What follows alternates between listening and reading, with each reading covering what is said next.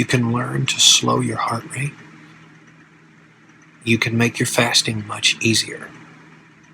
Bears have an average of 55 beats per minute heart rate when they hibernate. It goes down to between 5 and 10.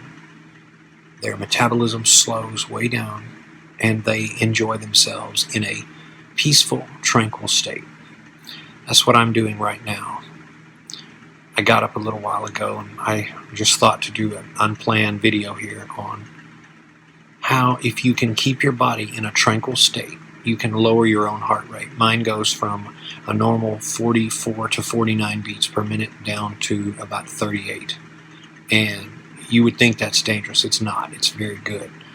Because when I fast, everything becomes manageable. My outlook, my physical, the way I feel physically, so long as I don't get ambitious and riled up and I get back into high output mode where I want to get things done and tear things apart. And of course, the irony of that is that I do become extremely productive during fasting, as long as I respect the ease of it all, as long as I respect the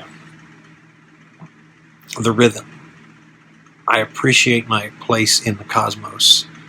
I'm just looking at walls here. I'm just chilling, and I might spend an hour, the better part of an hour or two per day, if I'm fasting, doing this contemplative behavior. And I might kind of lounge. I'm in the equivalent of my own cave here. It's a beautiful thing. But one of the things you have to think when you are being consumed with hunger, you can do one of two things. One, you can stay busy. You can get and stay very, very busy and preoccupy your mind. But that's still going to be usually just a temporary fix, and it's not effective for everybody. The other way is to do what I'm doing here.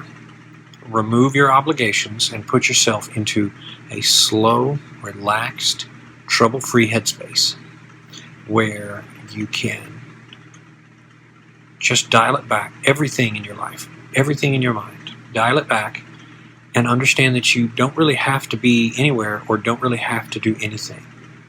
It's all a part of appreciating your moment in existence.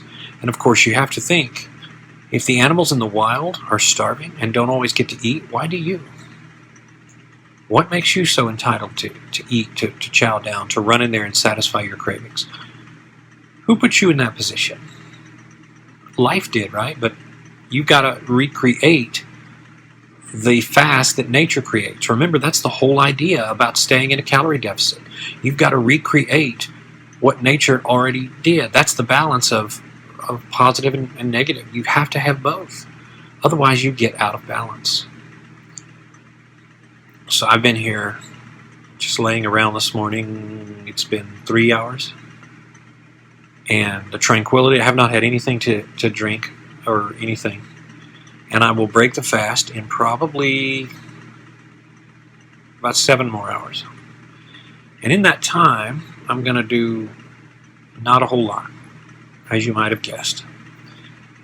So lower your heart rate, lower your activity levels, which is why I have stressed from the beginning you have to dial back your body's expectation of what you're going to do. If you stay in productivity mode all the time, then you can't expect to have the best time fasting, because that's what drives you so hard.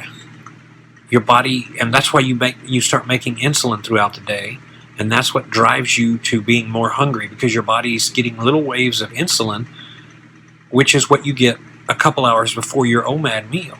You start getting these waves of insulin, and that's why you get hungry then, even when you're not hungry throughout other points of the day, because your body's making insulin again and you're getting ready to eat.